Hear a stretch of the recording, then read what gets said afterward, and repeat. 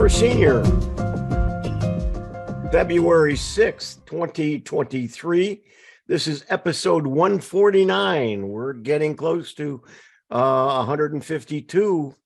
So we're closing in on by the year.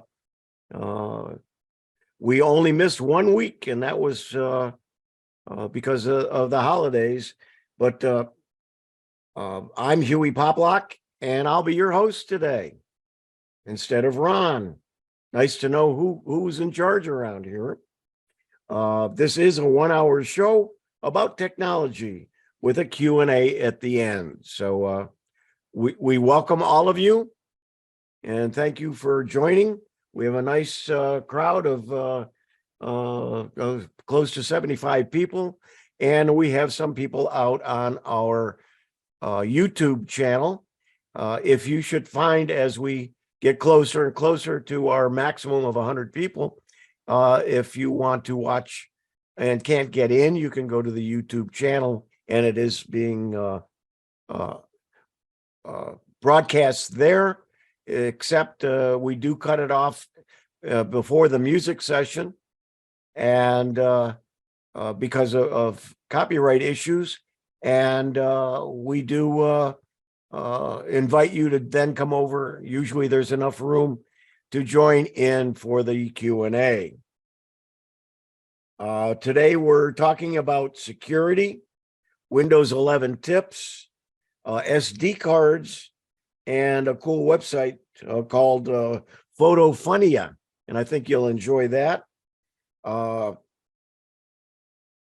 In our premiere event, which is we go back into the past meetings. We're glad to have all of the sessions recorded.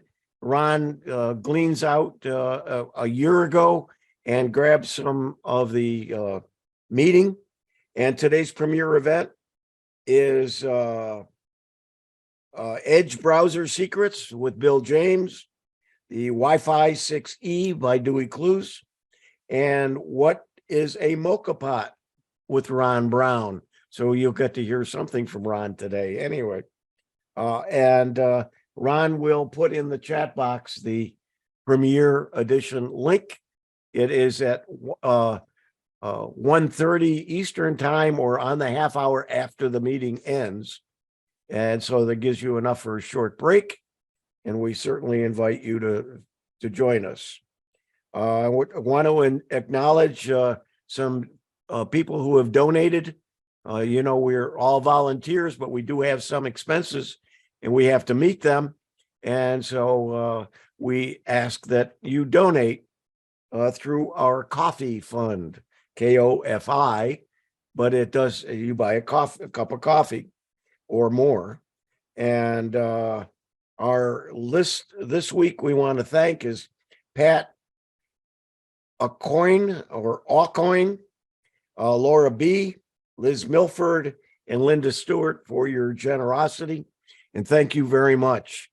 It helps pay the fees for our Zoom account and for some other the accounts that we expenses that we incur during the year. We ask at the beginning of the year. Hopefully we will, and we're pretty close to it now, of getting enough that will cover our expenses for the full year, and then we don't have to talk about it. But as you donate, we will say thank you. And today's agenda, we're going to be talking about of course, the security by Bob G. And then Windows 11, Bill James is going to be talking about. And then what you need to know about SD cards. We all have them. We don't know what, when we go to order one, we don't know what they are or what ones to choose. That's what the article will be about. And then the website of the week will be on a website called ℎ𝕠𝕠𝕠𝕟 or Funnia, and I think you'll enjoy that. For those of you who did subscribe to our newsletter, you saw that The Seattle coffee gear was featured. Ron, any comments about it? No, other than if you're interested, for those of you who do sign up for our newsletter, on Saturday we feature a YouTube channel, and Seattle Coffee Gear is a great channel to look at if you're interested in coffee or coffee items, and it's been going for many years.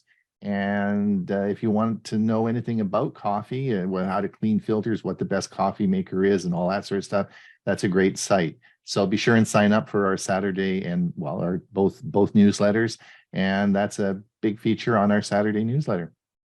And we also have a Tuesday newsletter, and in each of the newsletters we have articles by our different members of the team, and those articles are very interesting. If you're not getting the newsletter, be sure to go to www.techforsenior, no S at the end, .com, and sign up for the newsletter. It's free, and the articles are really good. This week on Saturday, I did one on converting WEBP or WebP graphics to JPEGs or PNG, because Google has decided that they're going to use WebP for their graphics instead of either JPEGs or PNGs. So some programs don't accept them. You have to convert them, and that's what that article was about. And by all means, the articles on Tuesday are very good as well, and make sure you read them. So not only should you subscribe, but please read the newsletter. Would like to quickly introduce our team. Our co-host today is Ron Brown. Ron? I think you're doing a great job. Give him a give him a big round of applause. Of course. And Bob G, our security guy, is here, and he'll be doing his security update in just a minute or so. Bob, any hellos? Yeah, it's nice to be back from vacation, trying to get back into the swing of things. Of course, I have my at least you're not rocking and rolling on the boat, right? Rocking and rolling has stopped. I'm now busy with the new presentation for 2023, and that presentation is cybersecurity A to Z. Any clubs interested, just contact me. You're here, and you're going to be doing a session on Windows today. I am, and it's a beautiful day here in Oklahoma City. So we're getting a reprieve from the cold weather we've been enduring for the past week. I don't know for how long, but it's nice today. Then we have Mike Ungerman, who's done the sun panels and the electric vehicles. Quick hello, Mike, and then we've got to get on with the show. Hello to everybody. Batteries part 2 in my next presentation. Yep, and this Sunday is the Windows SIG. If you aren't familiar with it, just go to hewie.net and go to the WinSig page, and there's information there. Be sure to sign up for it. And of course, Thursday is our Tech for Senior Live. And first on deck today is Bob with your security. And if you'll go ahead.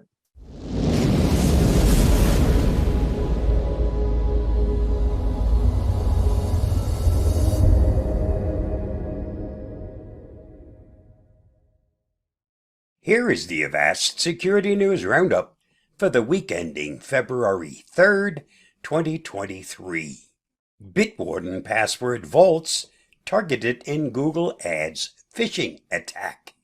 Bitwarden and other password managers are being targeted in Google Ads phishing campaigns to steal users' password vault credentials. As the enterprise and consumers move to use unique passwords at every site, it has become essential to use password managers to keep track of all passwords. However, unless you use a local password manager like KeePass, most password managers are cloud-based, allowing users to access their passwords through websites and mobile apps. Read more at Bleeping Computer. Google Fi says hackers accessed customers' information. Google's cell network provider Google Fi has confirmed a data breach likely related to the recent security incident at T-Mobile, which allowed hackers to steal millions of customers' information. In an email sent to customers on Monday, obtained by TechCrunch, Google said that the primary network provider for Google Fi recently informed the company that there had been suspicious activity related to a third-party support system containing a limited amount of Google Fi customer data. Read more at TechCrunch Plus. The U.S. has probably dealt the final blow to Huawei's phone business. Huawei has been subject to a U.S. trade ban since 2019, and the results have been devastating for the Chinese brand. The trade ban has resulted in the company losing Google support as well as access to major chip foundries for its high-end in-house processors. Furthermore, the company is only allowed to use 4G versions of Qualcomm Snapdragon processors in its phones. Now it looks like the U.S. has effectively dealt a death blow to Huawei's phone business. Reuters reports that the Biden administration has stopped granting export licenses to U.S. companies to export most items to Huawei. Read more at Android Authority. Circle K US spills partial credit card details, among other sensitive data. Circle K owner Couch Tard operates around 14,000 stores worldwide, having sold 12 billion liters of gas this past quarter. In the U.S., it has around 7,000 branded Circle K stations. On January 12, 2023, the Cyber News research team discovered an open Circle K US database with tons of sensitive information: partial payment card numbers, full customer loyalty card numbers, purchase data, employee email addresses, phone numbers, and zip codes, among other data. If exploited, the data set could lead to identity theft, financial fraud, and targeted phishing campaigns, among other criminal activities. Read more at Cyber News. Netflix has a confusing plan to block password sharing. In case you didn't know, Netflix has a new plan to prevent account and password sharing, aiming to eliminate freeloaders. After testing the system for months, anyone trying to use Netflix outside the account's primary location will have trouble. If you share a Netflix account with family or friends outside your household, they're about to get blocked. We've heard reports of a new paid sharing system that could roll out soon, and you'll have the option to pay an additional fee to allow sub-accounts on your system outside of your household. Read more at Review Geek. Google takes on ChatGPT. Google is testing ChatGPT-like products that use its ℼ𝕠𝕠𝕟 technology, according to sources and internal documents acquired by CNBC. The company is also testing new search package designs that integrate the chat technology. Additionally, employees have been asked to help test the efforts internally in recent weeks. One of the test products is a chatbot called Apprentice Bard, which uses Google's conversational technology ℼ𝕠𝕠𝕟, or Language Model for Dialogue Applications. Read the whole story at CNBC. Google may turn your Android phone into a plug-and-play USB webcam. Data was found in Android's open-source operating system project repository that suggests Android is adding a device-as-webcam service. The feature would turn an Android phone into a USB webcam without the need for an app. This would be the first time Android supported using a phone as a UVC device. Turning your phone into a webcam wouldn't necessarily be something new for Android, since there are currently apps that can help you achieve that. But this would be the first time Android has supported turning your phone into a UVC gadget that doesn't require the help of a third-party app. Read more at Android Authority. This week's must-read on the Avast blog. Read Avast article on Is ChatGPT's use of people's data even legal? Find the article on the Avast blog at the link listed, or you may watch my YouTube video on this topic at the YouTube link listed. Did you know the U.S. flag placed on the moon by Apollo astronauts was purchased at Sears? Here are some important tech dates in February. February 4th, 2004, Facebook goes live. February 8th, 2005, Google Maps launches. February 10th, 1996, computer defeats world chess champion. February 14th, 2005, YouTube.com activated. February 19th, 1990, Adobe Photoshop 1.0 released. Just thought you'd want to know. And that wraps up this week's edition of the Avast Security News Roundup. Stay safe, stay secure, and I'll see you again next week. Bye-bye. Boy, there's never a loss of material for your section on tech for seniors at all. The bad guys always are one step ahead of us, and they just keep going. Yep. Some things never stop, unfortunately. Yeah, and I like your little bit at the end with some unknown facts. I always wanted to do a radio show and have interesting but useless information, I used to call it.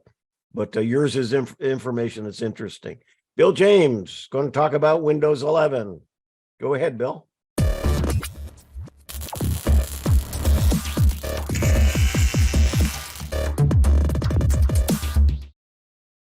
Well, this morning I thought we would talk about the 22H2 update that occurred at the late last year.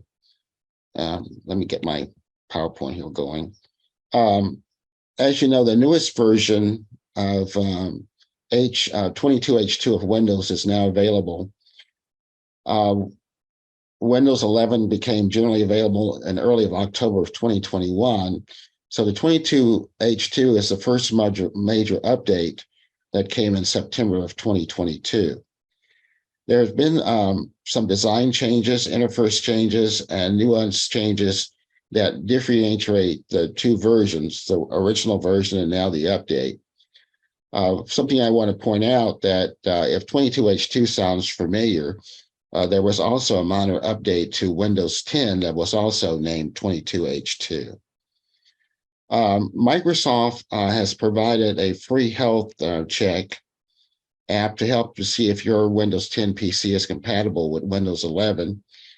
To use it, you can download the app and install it on your Windows 10 PC. And when you run it, you want to locate the Introducing Windows 11 section near the top of the window and click Check Now. This app will run quickly, and after a few moments, it will give you a message that this PC can run Windows 11. If it does, then you're good to go. But if you see the message that your PC can't run Windows 11, then your device doesn't meet the system requirements. And so you're going to be stuck with Windows 10, but you'll still receive the Windows 10 updates. And Windows 10 will be supported through October 14th of 2025. If your PC fails this test unexpectedly, you might want to make sure that the secure boot is enabled in your BIOS. Then you'll restore your Windows and run the health check again. And if that didn't work, you want to look at, it doesn't work, you want to look at the system requirements for Windows 11 on the Microsoft website. It's a Windows 11 is a free upgrade. It was available for those PCs that were capable of running it. If you had versions 8, 7, or 10, then you can get Windows 11. And as I said earlier, if you are if your PC is capable, you'll see this message, great news, your PC meets the minimum requirements. And then all you need to do is just go down and download the and install. You can choose a time that works best for you. Restart your computer and start using Windows 11. The upgrade will keep your settings. And if you want to wait, then you also will just want to click the little hyperlink that's to the right of download and install. It says stay on Windows 10 for now.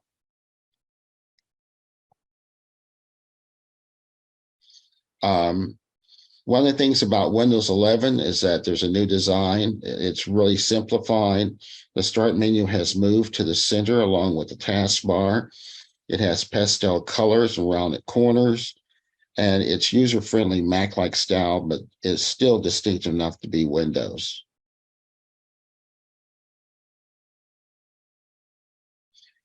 So what's new? Microsoft views Windows 11 as a one-size-fits-all computing solution that will run on your laptop, your desktop PCs, as well as touch screens, including tablets. And the interesting thing is that Windows 11 looks and behaves almost identical on each of those devices. So as it brings to it as a bonus, it's apps and programs that will run on your devices, tablets, PCs, and laptops. One of the things about 22H2 update, Microsoft is slowly offering the update to more and more Windows 11 PCs. If it's available for installation on your PC, you can head to settings. It'll be part of the Windows update, and you'll see download and install. And if the update hasn't been offered to you, you also can force it by running the Windows 11 installation assistant from the Microsoft website. One of the things that you want to be aware of is that if you choose to download the installation assistant, you're skipping Microsoft's gradual rollout process and increasing the likelihood you will encounter problems with your update to your PC. So if you're not prepared to accept that, you should maybe want to wait until the update is offered in Windows Update. But also I'm aware of the fact that Microsoft has recently announced that the update is now available for all PCs. So it just depends on the device that you're currently running. You might not have received a 22H2. But if you have, then I would suggest you go ahead and download it. Windows 11 comes in several different flavors. There's the home version. There's the Pro, which includes networking. There's the Business Enterprise version. And there's one that's even more recent that is a Windows 11 / Microsoft 365. This is an enterprise business version, and it's cloud-based. So I'm going to give you a demo of Windows 11 22H2, some of the things that you might not be aware of that actually occurred when the update was made. So I'm going to share my my computer, my screen here, and we'll just quickly run over some of these things.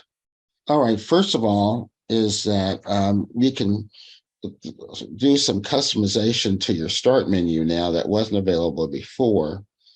And if you go to the start menu, which now tiles have been replaced by icons, but in the original version, one of the things that you could not do was create folders, but now you can. As you can see, I have my Microsoft Office folder here, and I have Word, PowerPoint, Excel, and OneNote. And this works exactly like it did in the previous versions in Windows 10, is that you just can drag a icon over the over another icon, and it will create a folder.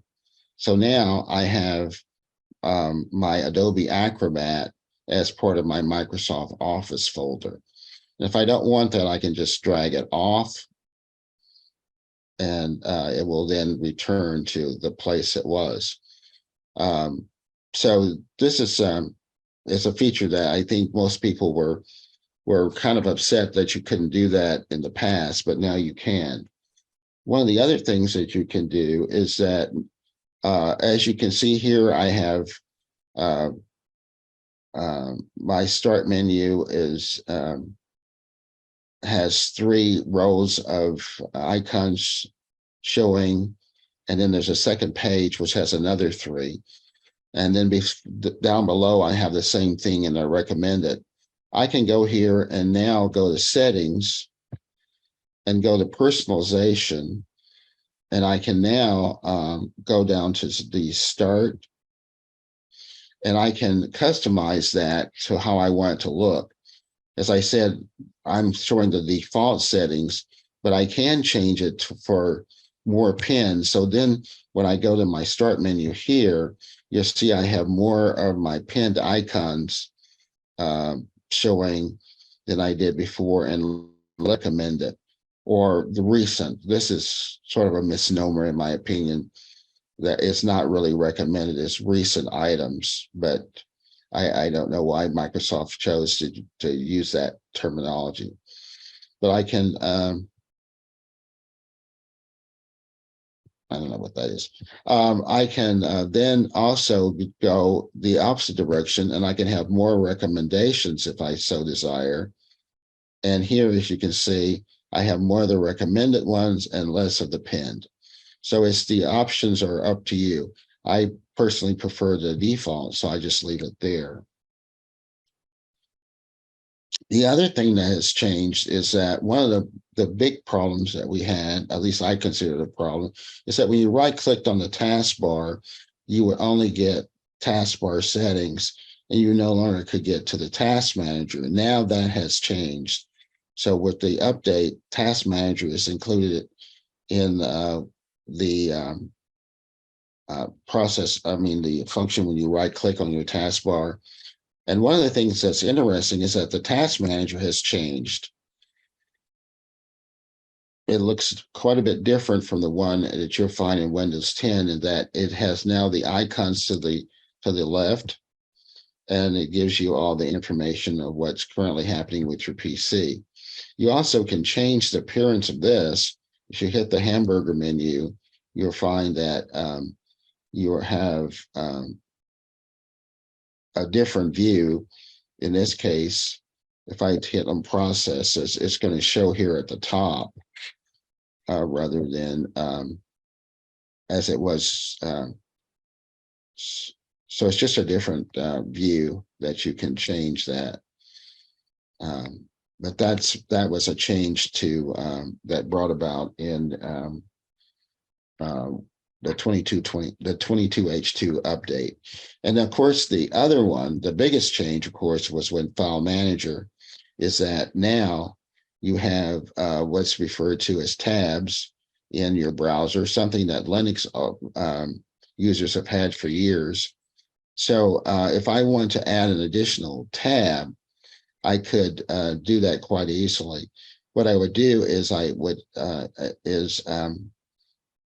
choose APCUG presentations, and then hit the plus, and then that becomes additional tab.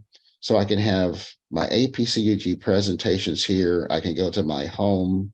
I could also, if I wanted to add documents, I'd hit the plus here and go down to documents.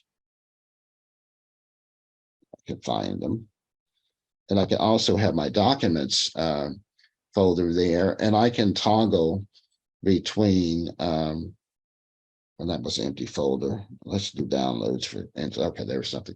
So I can toggle between my APCU presentations by home, which is now different because in home, you notice that the quick access folder is now to my right. So this is all my quick access items here, plus my favorites and my recent. But I could go to home I could go to downloads and also have those available to me. So that is a step in the right direction. One of the things you cannot do or doesn't do is that as long as you leave this minimized, then your tabs will stay in place. Once you close out the app, you'll find that your tabs will disappear. So hopefully that will be changed where once you select these, those will remain until you decide to delete them or change them. So that's what you'll find in the 22H2 update. I hope that is some encouragement that maybe you want to try Windows 11. It's becoming a very mature operating system and offering features that you may not have been aware of. So thank you. Back to Thanks. Hewie. Thanks, Bill. Just a word of information that the Windows Special Interest Group this Sunday will be hosted by a substitute host. I have a previous obligation, and Drew King will be our host, and Mike Ungerman's going to assist him. So by all means, join us if you are interested in Windows. So while let's go to the next section here and get everything set up. What you need to know about SD cards. I'm Hewie Poplock. An SD card is a small, portable memory storage device used in digital devices such as cameras, smartphones, tablets, and more. It provides a convenient way to store and transfer data such as photos, videos, music, documents, and other files. SD cards come in various sizes and capacities, and they use flash memory technology to store data. They are compatible with a wide range of devices and can be easily removed and replaced. SD cards are also available in different types, such as SD, SDHC, and SDXC, each with a different capacity limit. Additionally, SD cards can be protected by a password or encrypted for increased security. An SD card, short for Secure Digital Card, is a type of small, portable memory card that is commonly used in digital cameras, smartphones, and other electronic devices to store data such as photos, videos, music, and documents. SD cards are available in a variety of capacities, ranging from a few gigabytes to several terabytes. They are also available in different physical sizes, including standard SD, mini SD, and micro SD. SD cards use flash memory technology, which allows them to retain data even when the power is turned off. They also have built-in security features to protect against unauthorized access and data corruption. SD cards are the most common memory card type used in digital cameras. Having been around for more than 20 years, this type of camera memory card is readily available, relatively cheap, and capable of performing well enough in cameras designated for beginners right through to professional users. There are several factors to consider when comparing SD cards, including capacity, speed, and durability. By capacity, that refers to the amount of storage space on the card, measured in gigabytes. Higher capacity cards can store more data, but they also tend to be more expensive. Speed is another important factor to consider. SD cards have different speed class ratings, such as Class 4 or Class 10, which indicate the minimum write speed of the card. A higher speed class rating means the card can write data faster, which is important for things like recording high-definition video. Durability is another important consideration.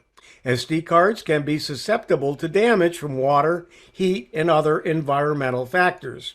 Some cards are designed to be more durable than others, with features like waterproofing and shock resistance. Overall, the choice of SD card will depend on the specific needs of the user. If you need a higher capacity, fast and durable card, you may want to consider a high-end SD card with a high-speed class rating and durability features. Here are the various values on an SD card. The speed of an SD card is determined by a number of factors, including the technology used in the card, the capacity of the card, and the SD card speed class. The SD card speed class is a rating system that indicates the minimum guaranteed write speed of the card. The speed classes are 2, 4, 6, and 10. UHS 1 Speed Class 1, UHS 1 Speed Class 3, and UHS 2 Speed Class 1 and 3. The read speed of an SD card is usually much faster than the write speed. A card with a high read speed would be good for transferring large files quickly, while a card with a high write speed would be good for recording video or taking a lot of photos in quick succession. Although the physical size and shape of the SD card have not changed since its launch in 1999, the format internal specifications have gone through several iterations. Flash memory technology has also evolved, delivering improved reliability and significantly increased speeds. The improvements are welcome, but it has created a problem. The continuous evolution of SD card standards has given birth to a host of symbols and classes used to describe the type of SD card and its speed. It's not uncommon to find an SD card marked with 6 or 7 different symbols, making it difficult for people to understand precisely what they are buying. I'm trying to demystify these symbols and ensure you know what you're buying and whether it's suitable for your camera or whatever device you're using.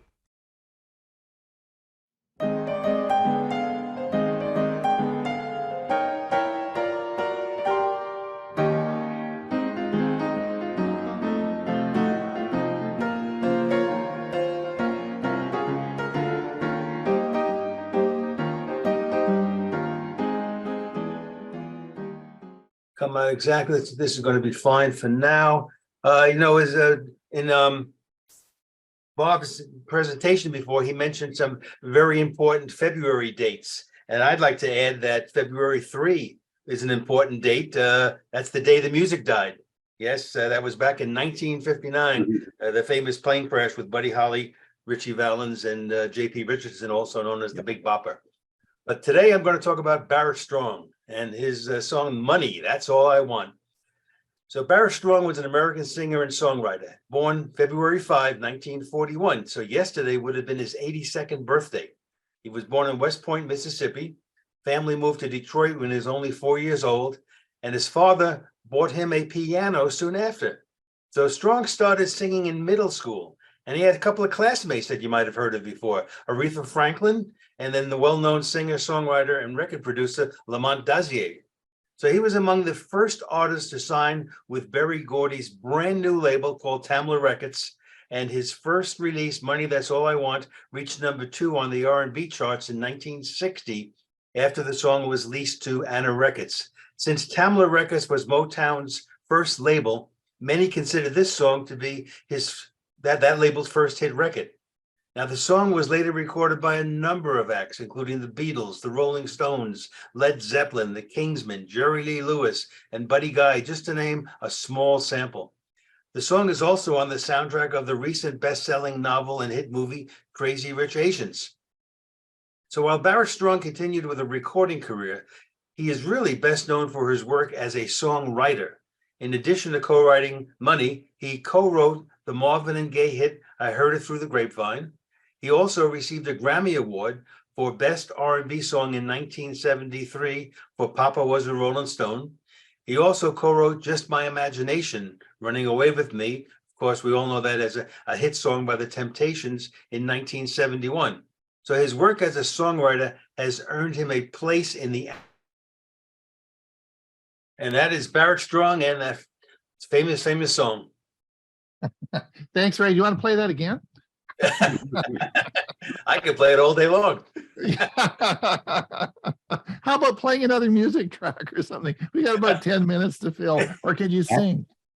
I'd be happy to play one. If Have you got one to play, Bob? Yes. There you go. Thinking man on his feet. Thanks, Bob. He's gonna take my job. Yeah. There you go. Thanks, Bob. You on Okay, let me phone, just enter the waiting room. Is ChatGPT's use of people's data even illegal?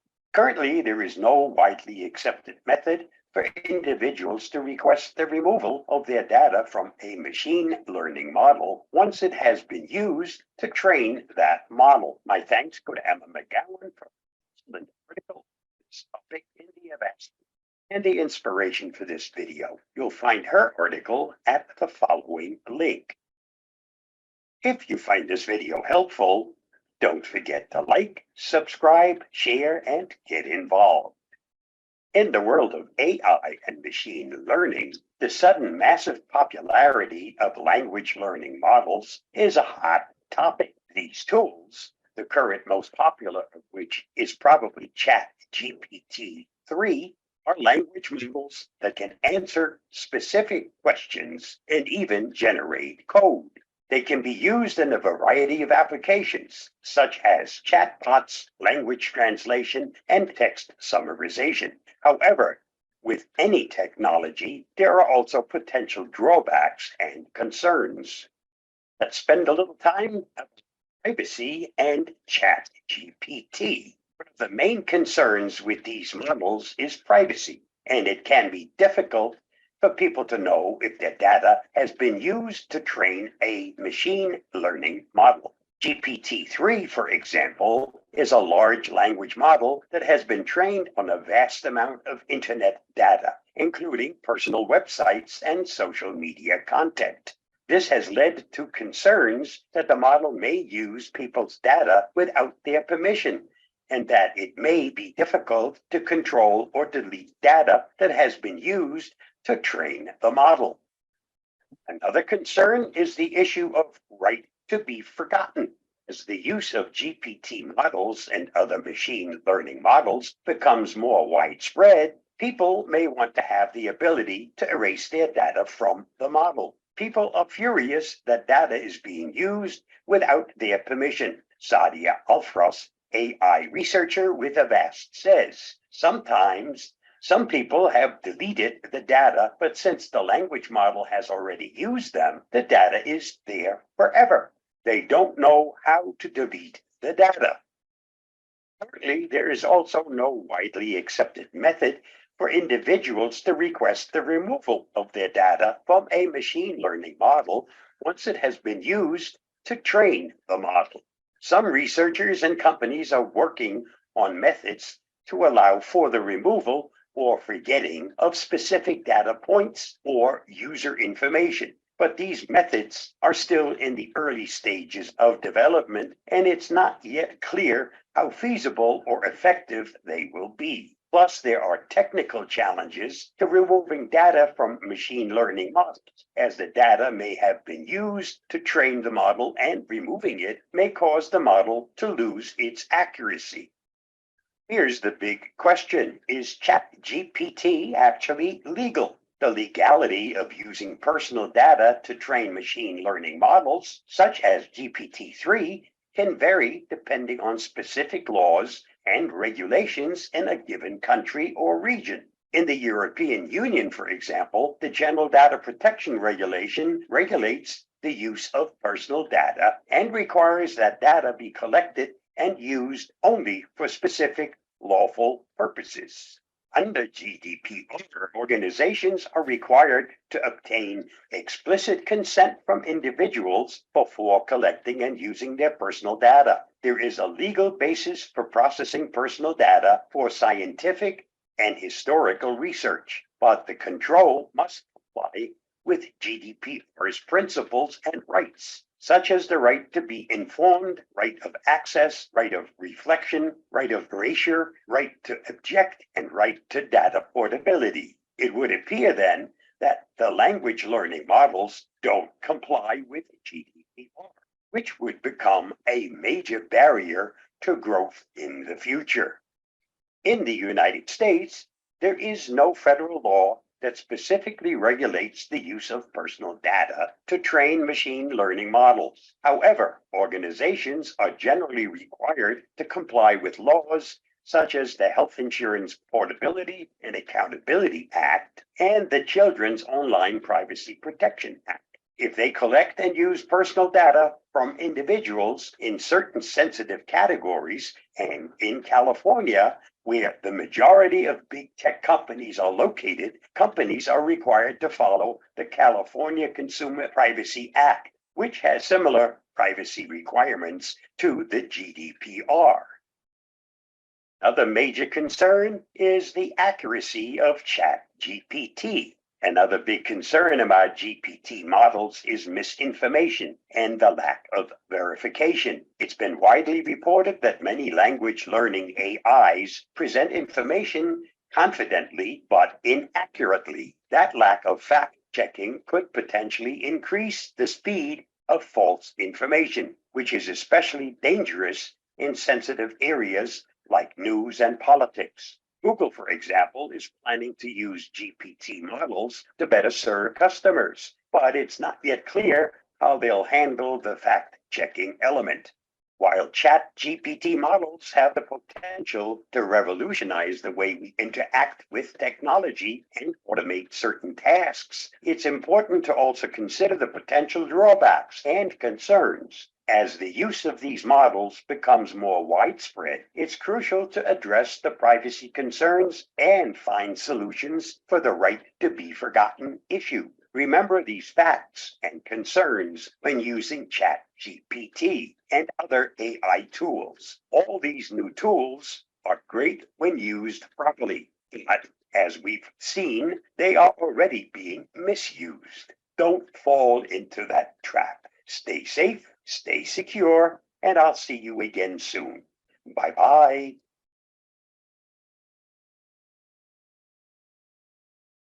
Thanks, Bob. That's great. Good information. I'm going to talk, I think in the Q&A, I'll give I have some thoughts on that, but I think I'll give it in the Q&A. Hewie has come back in, so. I don't, has he got audio? I don't think he's got audio. He was using his phone, so I don't think he's got good. audio. Okay. Yeah. Okay. Yeah, I don't think he's good. I think so. Anyway, so thanks. What we're going to do is I think we'll move on to our Q&A section now. I want to thank everybody for coming today, and sorry for our little glitch, but of course, it is what it is when you're dealing with internet and technology. So thank you for coming. Just to remind everybody that we have a premiere event coming at hour. I put the information in the chat and I'll do it again. Bill James is going to talk on Edge browser. Bill, remember a year ago you talked on that? And of course, Dewey is going to, Dewey Cluse, who used to be a regular on our show, is going to talk on Wi-Fi 6E. And I'm going to talk, Bill, you talked me into a mocha pot. You know, who the heck knows what a mocha pot is, right? Remember, I made a video about what a mocha pot is. So if you want to know what that is, this is all coming up at, excuse me, at hour.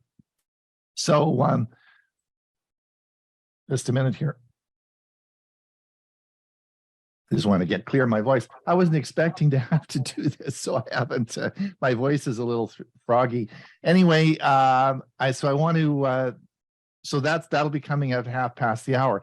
Now next week we have a big show for you, and we're going to talk about password managers, and everyone on our staff is going to give a little 5-minute talk about what they do and what their opinion is. And some people don't use password managers. They use other, they keep it in a notebook. We're going to look at all the things that password managers do and don't. And it might be it's an important issue, of course, because with LastPass, most of you who use LastPass, you're wondering what should I do and so on and so forth. So we're going to devote the whole show next week to LastPass or to password manager. So if you have some questions, you're thinking about what should I do, you really won't want to miss the show next week. It's going to be a really fun one to do. And then the week after that, Mike Ungerman, of course, is going to be talking on EV and batteries again. And this is going to be a fun one. And we're going to talk a little more about EV cars and where we're going with that, and particularly battery technology. So you won't want to miss that show either. So we have lots coming up for you. And don't forget, this Thursday, we will be Tech for Senior Live. We'll be on, we have our show on Thursday, and we'll be back, of course, next Monday. I'm going to, and I wanted to come back a bit and thank everyone who's donated to our coffee fund. And I do apologize if you haven't been acknowledged. Some of the people who've donated don't put their name in the donation, and it's anonymous. And so I can't acknowledge, I don't know who you are. So if you have donated and I haven't mentioned your name, or you haven't seen your name in our newsletter, I do apologize for that, but I just don't know who you are because I can't, there's no name attached to the donation. So, but thank you so much. And I do appreciate, we had a number of donations, big donations that came in on this show right now. If you haven't, we should have enough to keep the show going for another year. So thanks everyone for participating. We'll move on now, I think, to our Q&A. Now you all know how to work the Q&A. What we're going to do is just if you click the raise your hand in there, it brings you up. I know Carl's got a question. He wants to make a comment. Carl, I'll get to you in just a minute. I really wanted to talk a bit about ChatGPT for a minute, and I feel very strongly about this. If we look back in the history of technology, well, you go back and look at mankind, we went through the Industrial Revolution, and that took about 100 years. And then we went through another big time in change in our lives was the advent of the cell phone and the technology around communication in cell phones. And so we were all here and we were alive and we went through that period. For those of you, and ChatGPT, I think, is the next turning point in technology and computers. I think that if you don't know what it is, or you haven't used it, all of us on Tech for Senior staff use it. I mean, it is something that everybody in the world is immediately, over the past 2 or 3 months, is starting to use. It is truly changing the way in which we use computers. It's overnight, it's revolutionary, everything. And if it's that good now, what will it be in a year's time? But as Bob has pointed out, that's probably, it's not perfect yet, and there are some bumps and grinds along with this, but man, it is good, and it really makes technology and computers functional. It really makes them useful. And now this is a tool. Wow, you can do some pretty crazy stuff. Now, because it does such crazy stuff, is that we have to figure out all the rules and regulations, but it's fun to live in this period of time, because if you look back in another 20 years, we look back at this particular year and say, oh my gosh, I was there when we went through this. This was a pivotal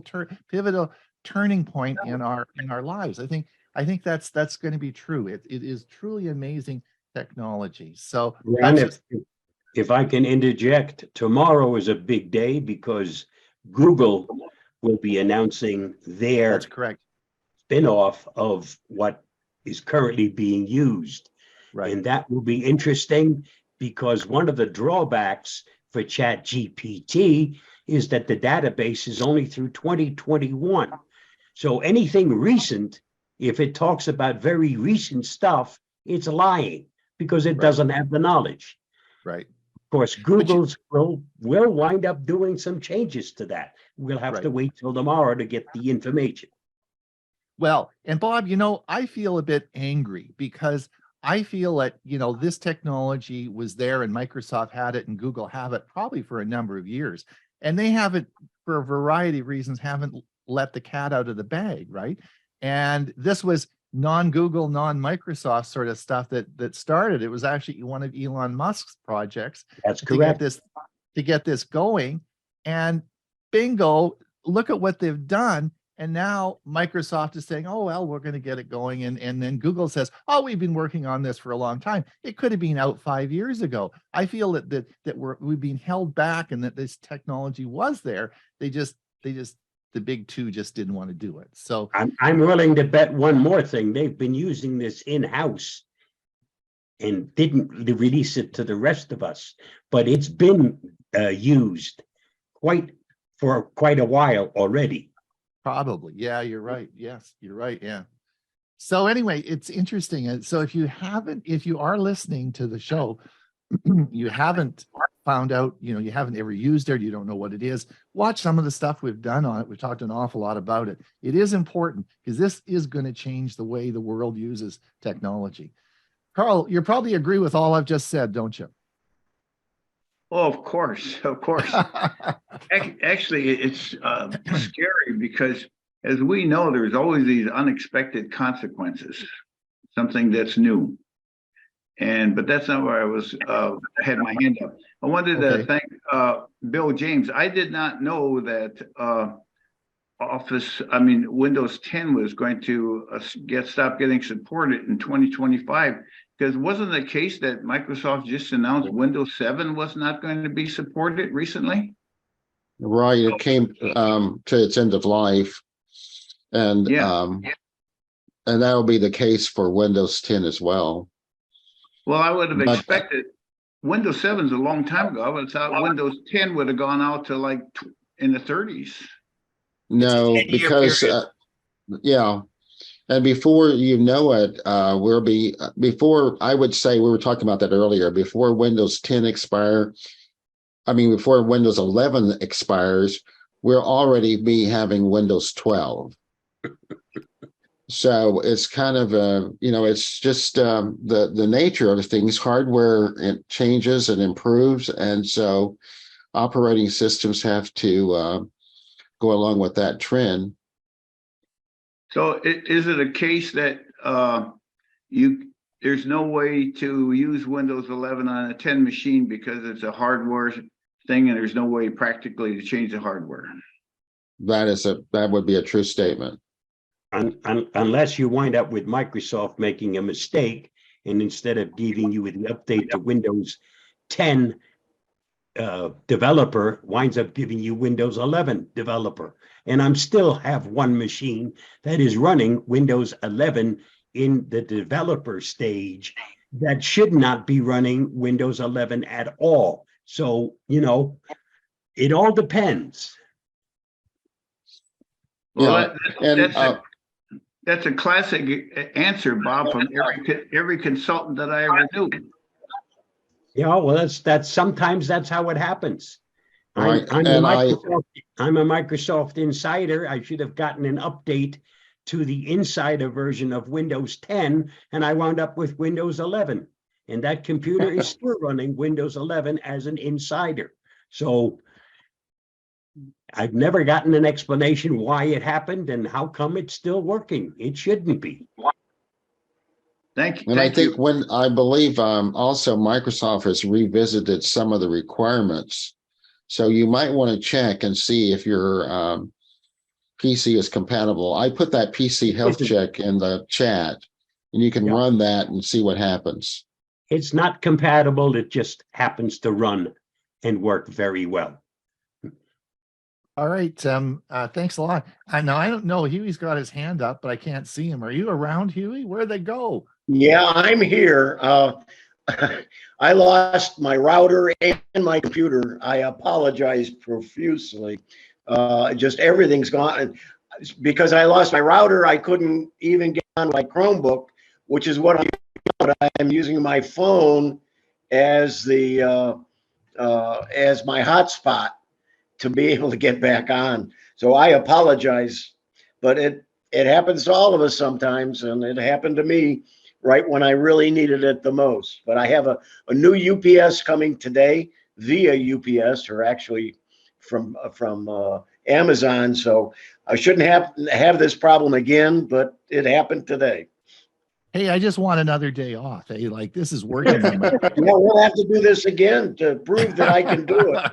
All right. Anne-Marie, go ahead. And to play my 2 videos.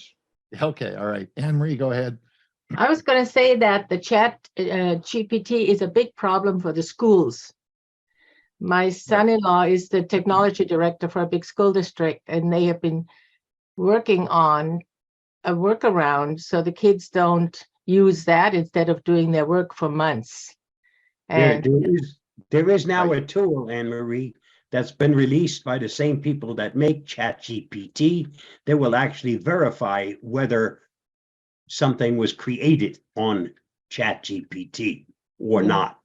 that might be the solution, because Well- they were thinking they'll have to get back to Blue Book and do everything by hand again and whatever. Yeah.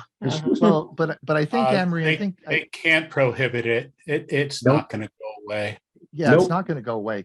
Somehow they have to incorporate Chat GPT or similar similar software into the curriculum and work with it. Absolutely. Just You're not- as they did with calculators and with other right. things. You know, we had a whole, 3 years of laptops being used. So They'll have to find a solution. we have to move on with it. Yeah. But Whoa. you cannot stop this. This is Nope. not gonna, there's 110 million people using Chat GPT, and that occurred over a month. It's that good that you if you are doing any sort of writing or any stuff that you're doing, we all use it on the show. Bob uses it, Hewie uses it, I use it. Bill, do you I use see it as I see it just as a tool. ChatGPT to his user group on Thursday. Yeah. Yeah, I mean, I use it with my music commentary, but I find it is lacking. Number one, of course, is not current up to the 2021 it ends, and it repeats a lot of stuff. So I use it as a basis, but then I add my own commentary to it. So it's Sure. it's not perfect yet by a long shot.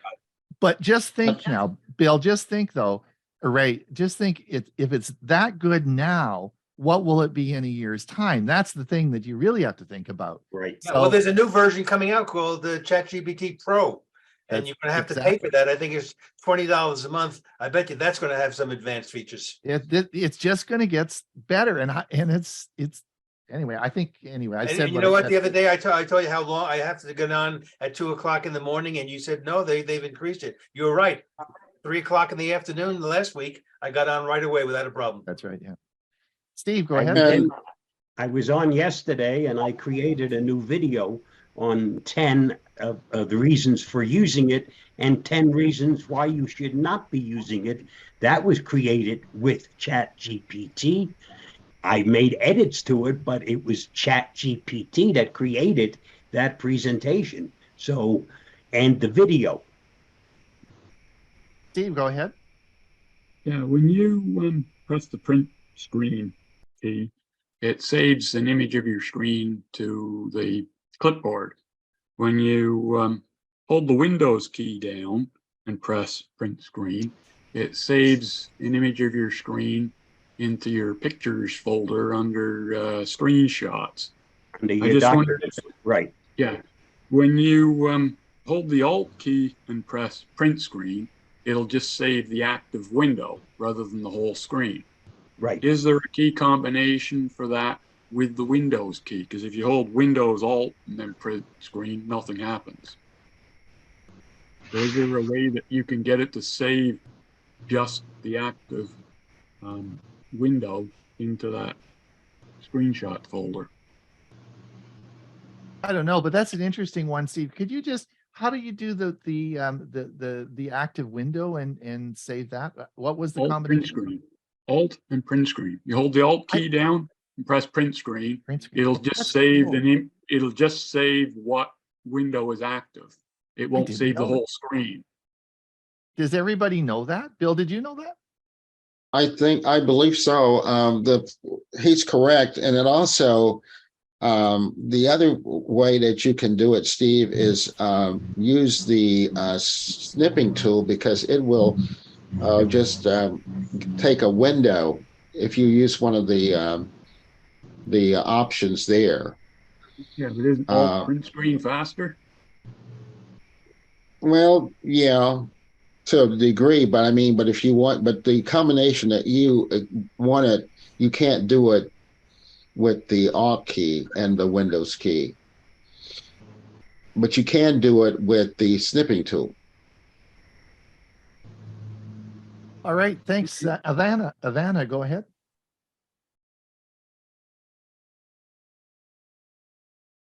Unmute yourself, Ivana. With all the concerns about privacy on this chat GPT, Elon Musk has been telling the federal government for what, 3 to 5 years to come up with some regulations, and they haven't done a thing. So they know it was coming, and everybody gambling. That's old.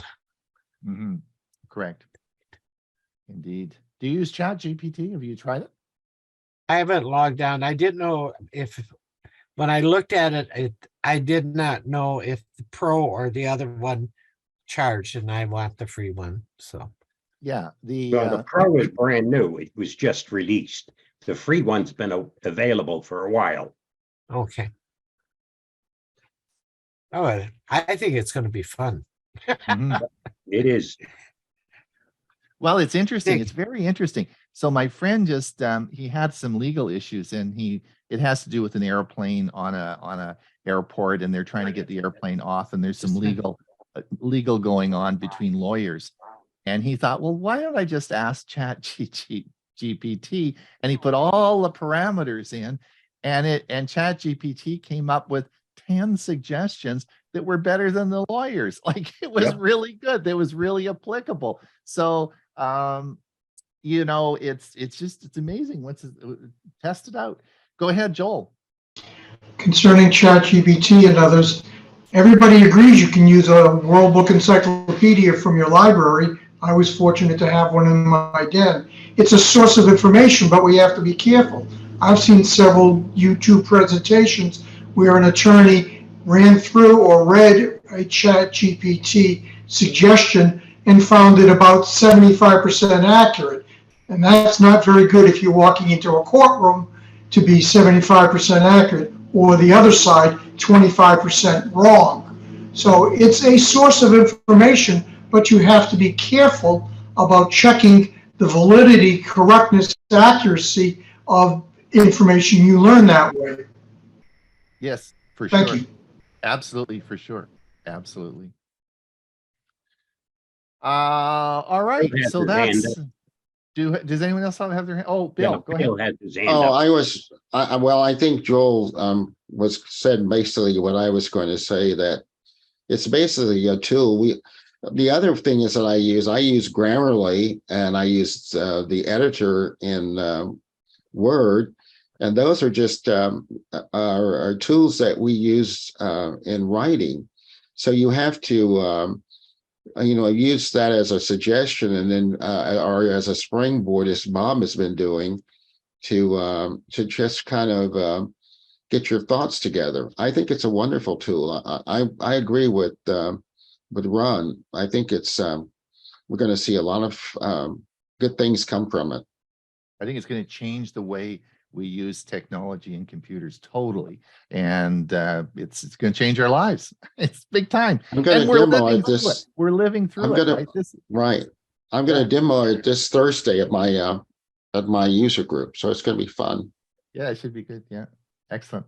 All right, listen. Thanks so much, everyone, for coming today. Sorry about our little glitch. I think we had a good show anyway, and we will see everybody next week. Don't forget our.